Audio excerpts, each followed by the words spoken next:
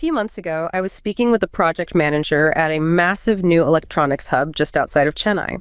The facility was breathtaking, row after row of the world's most advanced precision machinery, all imported at staggering cost.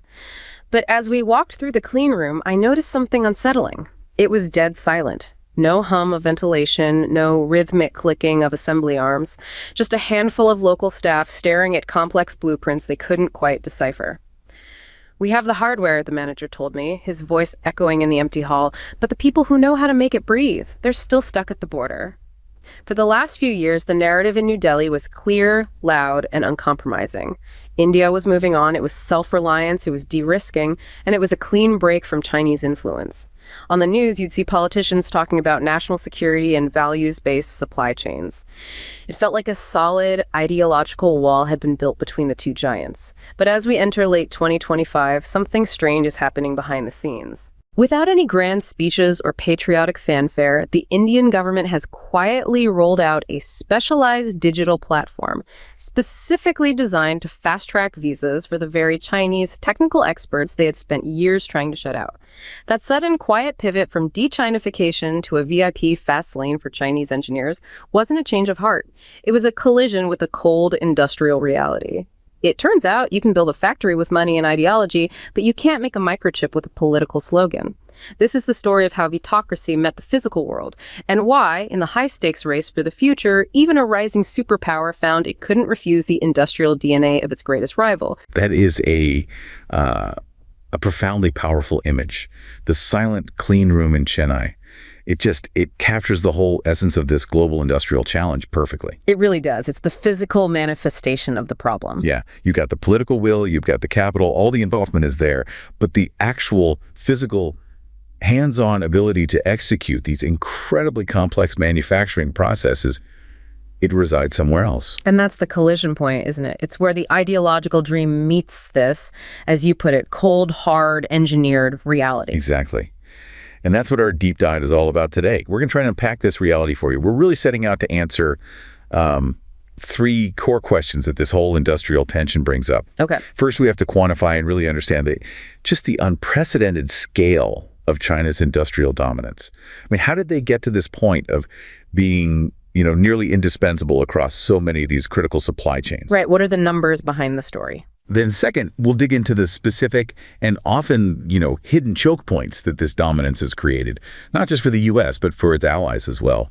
We're going to use pharmaceuticals and foundational chips as our main case studies. Two areas that affect literally everything? Everything. And then finally, we'll analyze why Western governance systems, and we're looking particularly at the U.S. model here, have struggled so profoundly to build alternatives and respond at the necessary speed and scale. This sounds like it gets to the heart of the strategic failure of these de-risking policies. It does. It's about why these policies are struggling in emerging markets and why, at the end of the day, the East Asian manufacturing supply chain remains the indispensable backbone for any kind of global industrial modernization or infrastructure development. Okay, let's unpack this. We've set the scene with that story of needing the Chinese engineers, but we really do need to see the numbers behind that need. Let's start with the cold, hard data. We have to quantify the sheer scale of China's industrial ascent, what's being called China Shock 2.0. Let's start with just the big numbers that define this dominance because, they're absolutely staggering. The sheer weight of its capacity isn't just a thing of the past. It's projected to surge even further. Yeah, the projections are what's really eye-opening. By 2030, China is on track to hold 45% of the world's global manufacturing capacity. I mean, just think about that for a second. Almost half. Almost half of everything manufactured on the planet will be coming from one place. And that's up from an already immense 35% in 2023. This is not some slow, incremental growth. No, it's a trajectory that fundamentally reshapes the entire global economic landscape. And when you look at the historical acceleration, I mean, the speed is just breathtaking. So what's the time frame we're talking about? Between 2002 and 2019 alone, China's share of global GDP measured at market prices shot up from a mere 4% to 17%.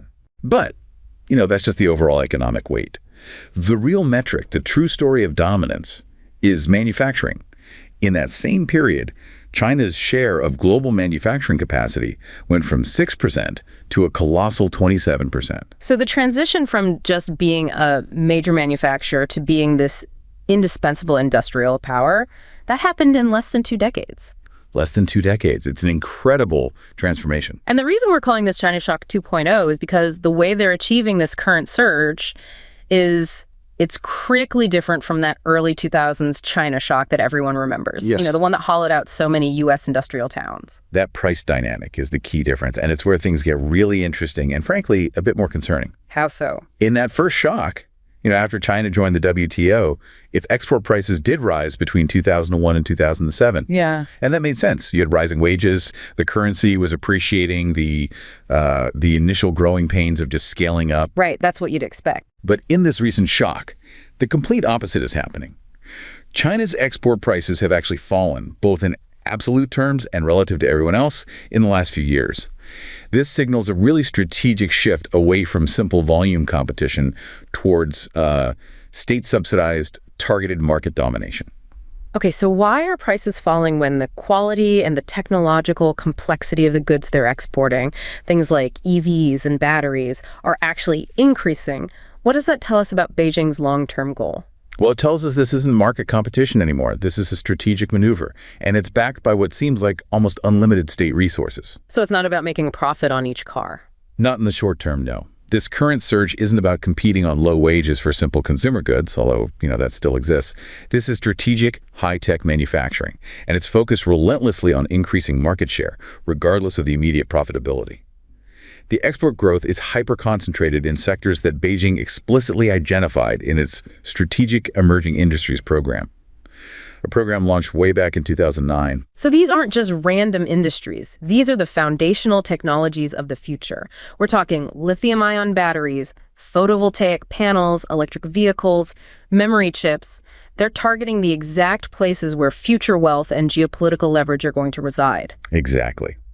And this strategy is reinforced constantly, most recently in the 14th Five-Year Plan, which mandated that China must hold its manufacturing share of GDP steady. That's a very unusual goal for a developing economy, right? It's a profound departure. Normally, you'd see a shift towards services. This abandonment of goals to increase the share of services signals a deep, deep commitment to remaining the world's factory floor, especially for these complex, high-value goods. So that kind of sustained dominance, it must require immense non-market support. Can we quantify the state support that's really the engine driving this Shock 2.0? Absolutely. The financial data, it really reveals the scale of the commitment. Yeah. Annual bank loan growth to the industrial sector has averaged a massive 24% since 2020. 24%? 24. And for context, before 2019, that average was only about 5%. So that's a huge ramp up. It's a dramatic ramp up in lending, and it shows a dedicated effort to ensure that manufacturers have access to cheap capital to build out capacity, even when global demand might not justify it. On top of that, the central government is providing significant subsidies for manufacturers to upgrade their equipment. So they're getting a double benefit, cheap loans and money for new machines. Right. And that resulted in a 16% increase in equipment purchases in 2024, compared to only a 3% rise in total fixed asset investment across the rest of the economy. They are modernizing their facilities at a furious pace, which creates immense efficiency and drives down costs even further. Okay, so just to sum this up, China is using massive state subsidies and cheap credit to intentionally create overcapacity in these strategic, future-facing sectors.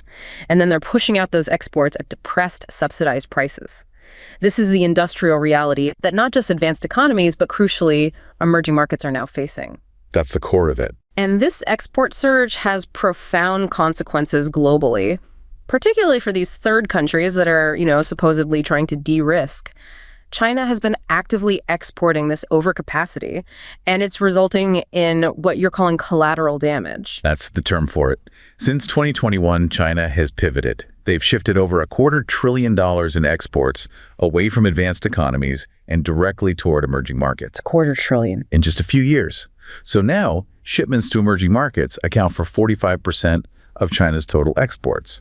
That's up significantly from just 36% in 2020. And this isn't just a general shift, it's geographically focused. Highly focused. Exports to the ASEAN countries alone grew 21% just over the previous year. So when we talk about de-risking, the discussion usually centers on the US or Europe trying to separate their supply chains from China.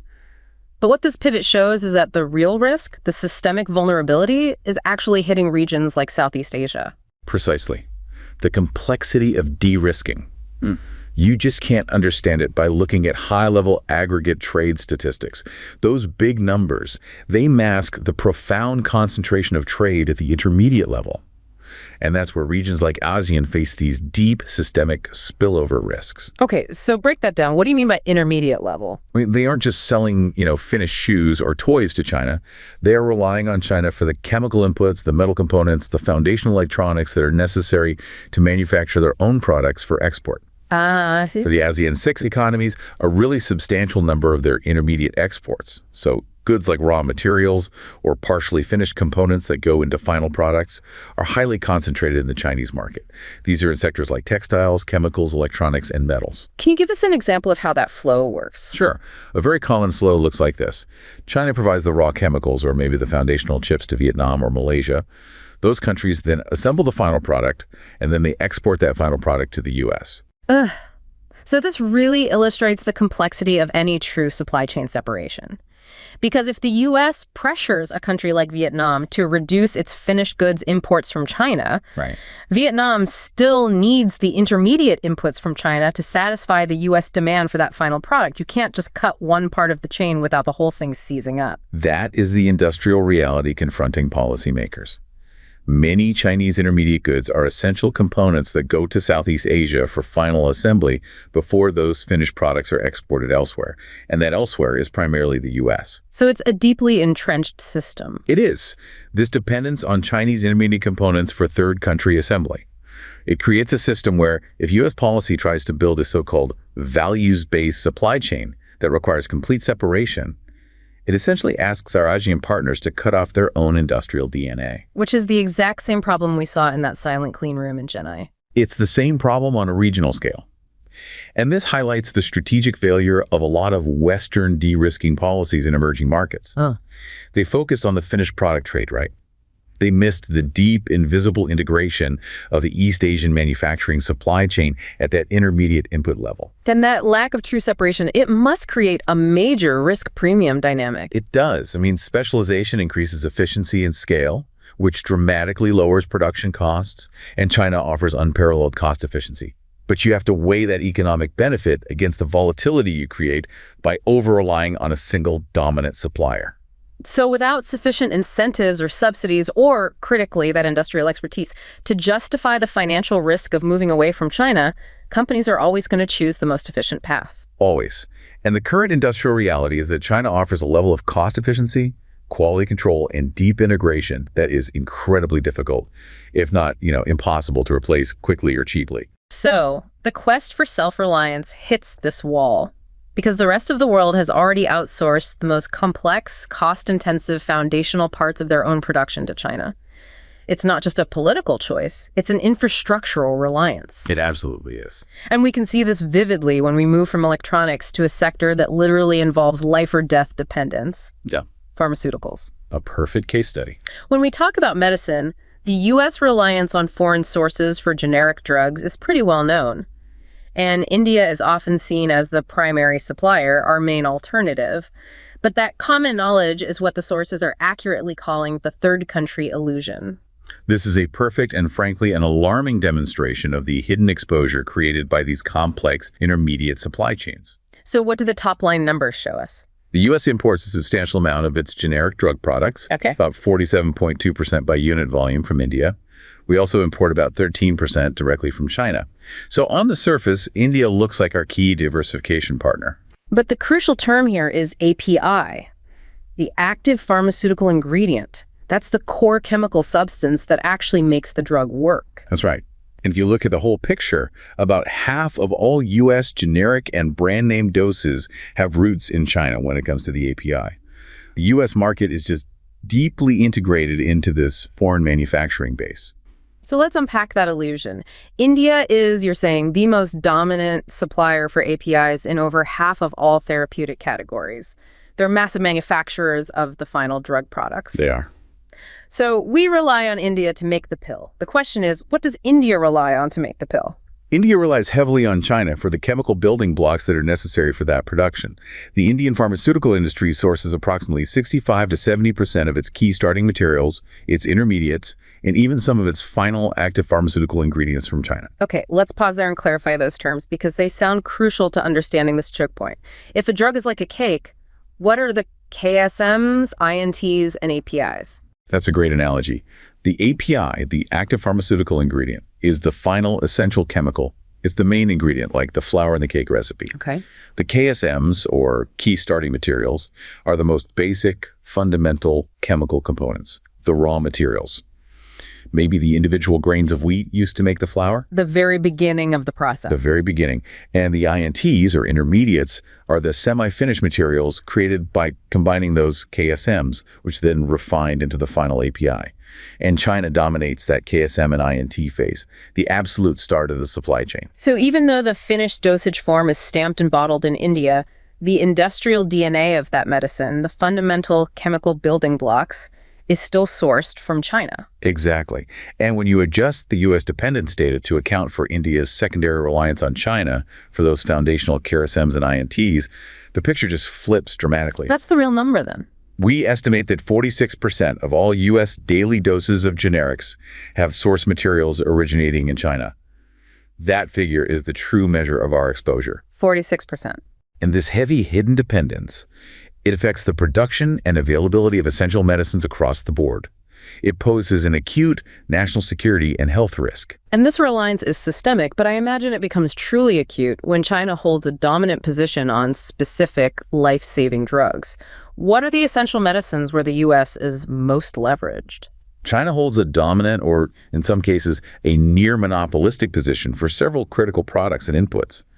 This list includes major antibiotics like penicillin and tetracyclines. The basic. The absolute basics. Also the essential blood thinner heparin, insulin, pharmaceutical grade, sodium bicarbonate, and even vitamin C. For core categories like heparin and those antibiotics, U.S. dependence on China ranges from 80 to 95%. 80 to 95%. That's not dependence, that's a monopoly. It's a choke point. This incredible concentration grants China immense economic and strategic leverage, the ability to influence global health markets, to raise prices, or, in the event of geopolitical tension or another pandemic, to withhold supply entirely. This can't be accidental then. This high degree of concentration must be the result of a concerted, strategic effort by China to control the foundational elements of the drug industry. Why does China dominate the upstream production of KSMs and APIs so thoroughly? There are four key interlocking drivers. The first is just sheer cost and scale. Chinese manufacturers have significant cost advantages, stemming from lower labor costs and cheaper access to raw materials and utility subsidies. The classic advantages. The classic advantages, but on a massive scale. The second driver is infrastructure. They operate massive, well-established infrastructure for API production, often co-locating multiple manufacturers in these huge government-subsidized industrial parks. This facilitates deep vertical integration, which ensures raw material availability and superior cost efficiency. Once you have this kind of scale, no other country can really compete on price. And the third driver, as the sources point out, is environmental. The manufacturing process itself is incredibly dirty. That is a crucial and often overlooked factor. Pharmaceutical and chemical manufacturing is one of the dirtiest industrial processes. It generates significant hazardous waste and requires extensive water and energy usage. So it's not a business you necessarily want in your backyard. Exactly. And historically, China's regulatory environment had less stringent environmental requirements than the US or Europe. This regulatory difference acted as a massive historical advantage, making it significantly easier and cheaper for Chinese companies to scale up production and capture market share over the last few decades. That just further solidified their position as the global hub for these inputs. So Western countries essentially outsourced the environmental costs and the regulatory burden right along with the production capacity. Precisely. They exported the difficult, the messy, and the environmentally taxing parts of the process, and in doing so, they left themselves vulnerable to the very country that was willing to assume those costs in exchange for industrial dominance. Given the life and death consequences of this hidden reliance, you would expect the U.S. government to have a detailed, comprehensive map of this entire supply chain. But the sources highlight a major structural failure on this front, a data visibility crisis. This is perhaps the most acute governance failure of all.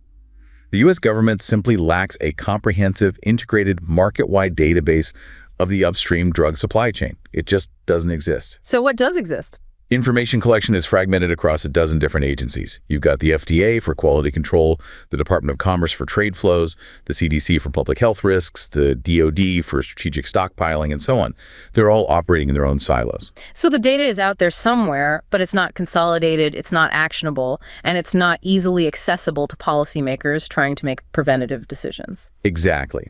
The FDA itself reports significant difficulties in monitoring the production, quality, and distribution of APIs and KSMs in foreign countries. They're tasked with ensuring quality, but they lack the pervasive visibility that's necessary for predictive policymaking. So they're always reacting. The government's current limited use of this fragmented data focuses almost entirely on event management, reacting to shortages after they happen, rather than on predictive analysis to prevent them. And this reactive stance prevents us from identifying these systemic vulnerabilities before they turn into full-blown crises. What would effective governance look like in contrast? Is there a model for this? There is. You can contrast the U.S. approach with the New Zealand MedSafe system. This system tracks both the API and the finished dose form manufacturers at the individual product level, the equivalent of our National Drug Code, the NDC. So they know exactly where every component of every drug comes from. They do.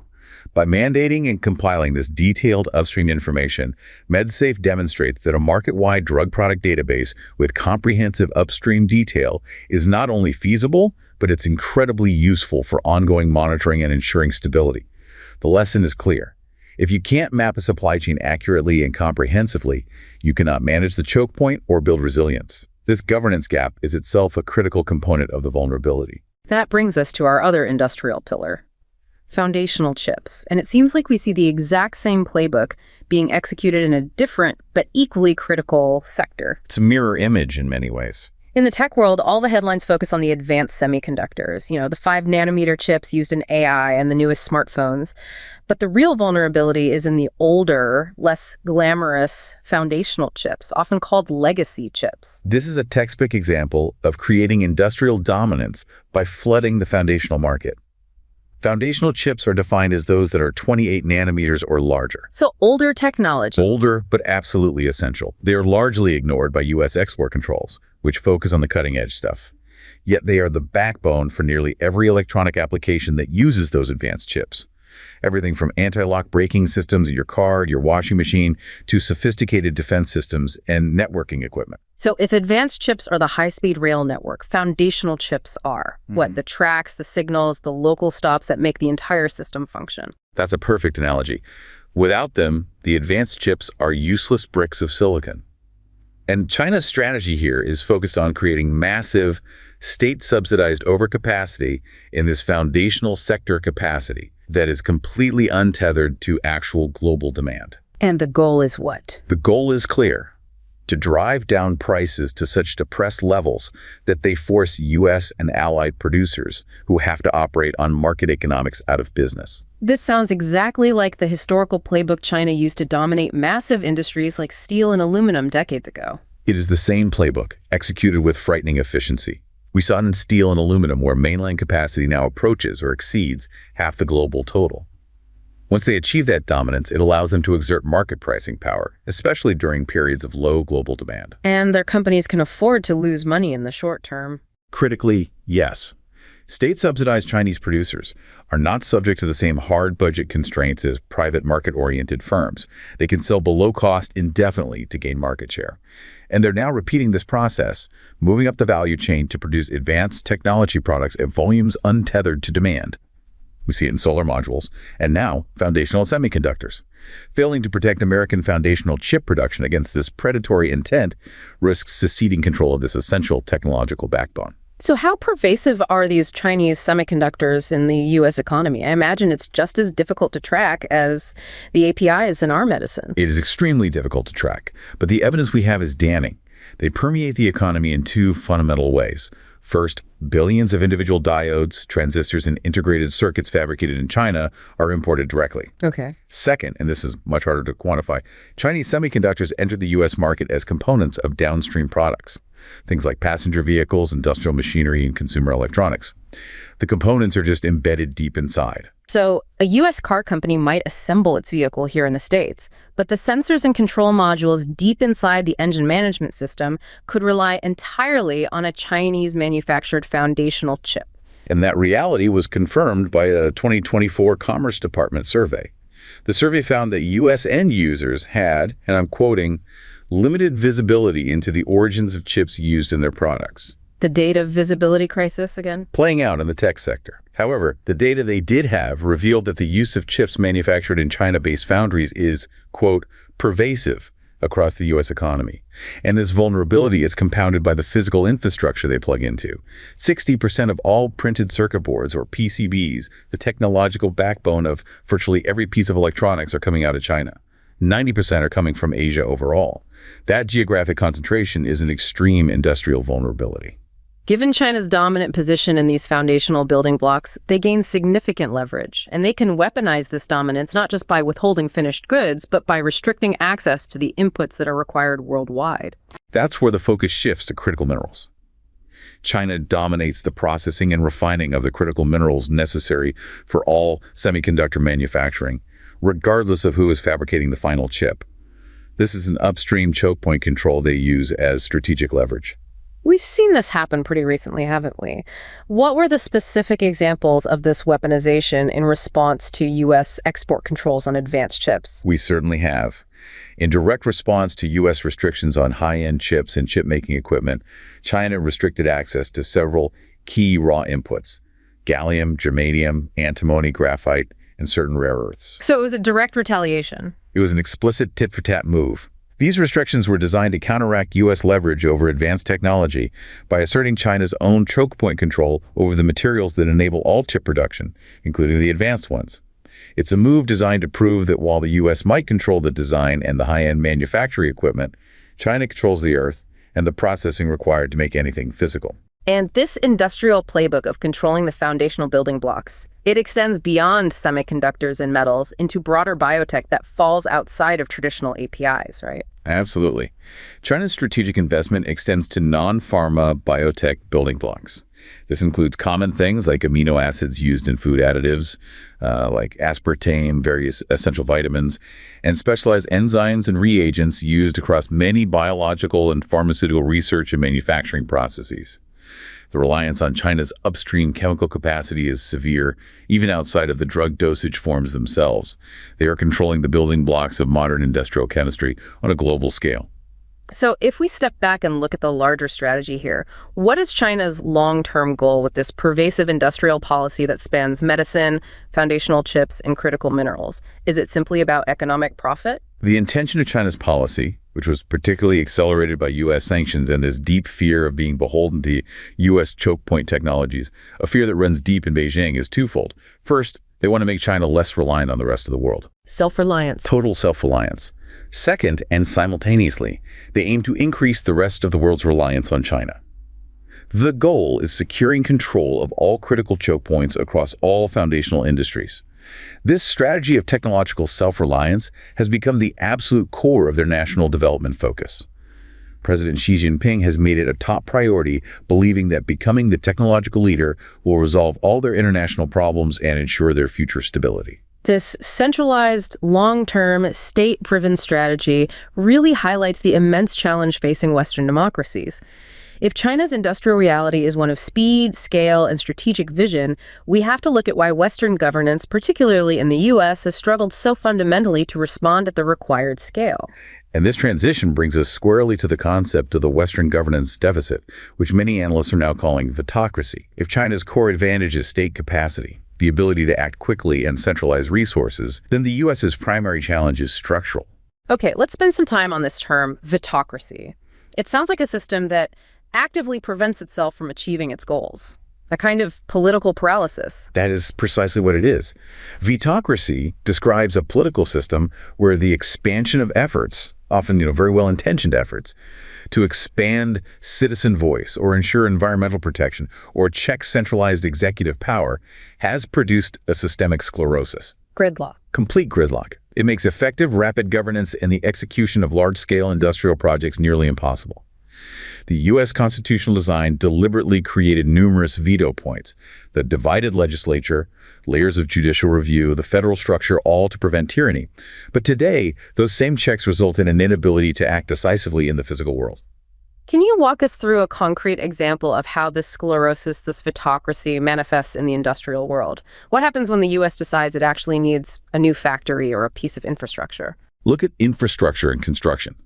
The soaring construction costs and the immense delays we see, they are directly attributable to the unintended effects of what you could call procedural fetishism. Okay. Specifically, the regulatory hurdles, particularly environmental impact reviews under the National Environmental Policy Act, or NEPA, and state equivalents like the California Environmental Quality Act, CEQA. These mandates, while designed to protect the environment, create endless opportunities for litigation, opposition, and bureaucratic delays. How significant is the time penalty we're actually talking about here? It's transformative. Obtaining the permits for a major industrial project, say a new semiconductor facility or a battery plant, can easily add 5 to 10 years to the timeline. 5 to 10 years just for paperwork. Before you even break ground, each review, each appeal, each public comment period is a potential veto point that adds immense cost and time. In contrast, an equivalent project in China or a high-capacity technocratic state in Asia can often move from conception to breaking ground in under a year.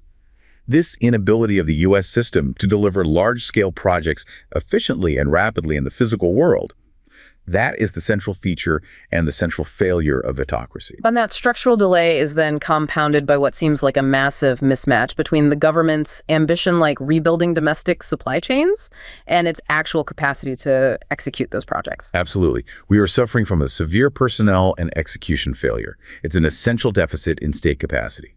Consider this juxtaposition.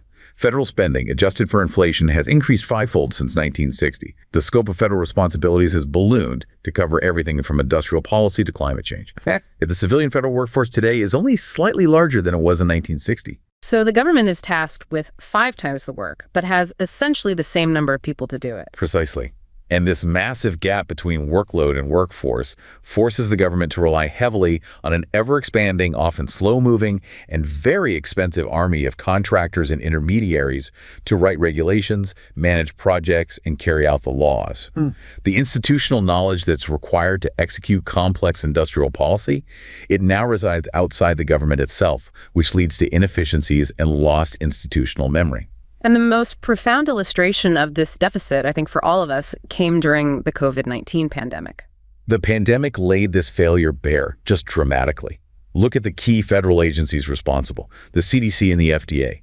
They both failed to adapt and act quickly, and it wasn't due to a lack of intelligence. It was due to their internal processes and this structural sclerosis. What happened? Well, the CDC bungled the development of its own test and then actively prevented outside labs from using or sharing the necessary virus samples for rapid development. The FDA slow-walked test approvals and vaccine development through peacetime bureaucratic processes. This resulted in the original sin of the U.S. pandemic response, the failure to do widespread testing in those critical early days, which prevented any chance of effective suppression.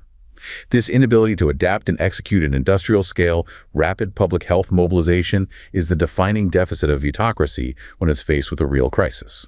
So when you compare China's centralized, coordinated, subsidized strategy against this U.S. system of veto points, fragmented agencies, and slow execution, it becomes pretty clear why U.S. policy responses have often been insufficient against a threat that's been developing for decades. Historically, U.S. actions against unfair trade practices have been overwhelmingly reactive, ad hoc, and defensive. We've tended to target only single finished products, solar panels or steel with tariffs. But that fails entirely to prevent vulnerabilities that span entire supply chains, especially those intermediate components and KSMs we talked about. So tariffs alone are just not enough. They're fundamentally insufficient to address the structural threat of Shock 2.0. They can't develop alternative input sources or expand domestic production on their own. They have to be combined with proactive, affirmative investments, like the ones included in the CAPS Act. So we need to modernize the policy toolkit to reflect this new industrial reality. It sounds like we need to focus on data, scale, speed, and coordination. The need for modernization is acute, and it starts with those foundational data requirements. Policy is consistently held back by a lack of visibility, especially upstream. We need to amend existing trade statutes like Title VII, Section 201, 301, and 232 to require enhanced import transparency and traceability throughout the entire supply chain, not just on finished products. And what would that do? That would authorize preventative action before U.S. producers suffer harm. It would shift policy from reactive event management to a predictive resilience model. Right now, if we wanted to impose enforcement measures on foundational chips used in imported cars, we would just be guessing. We need foundational data on the origins of those embedded chips. And crucially, even with the right data, the U.S. still lacks the scale and speed of Chinese policy interventions.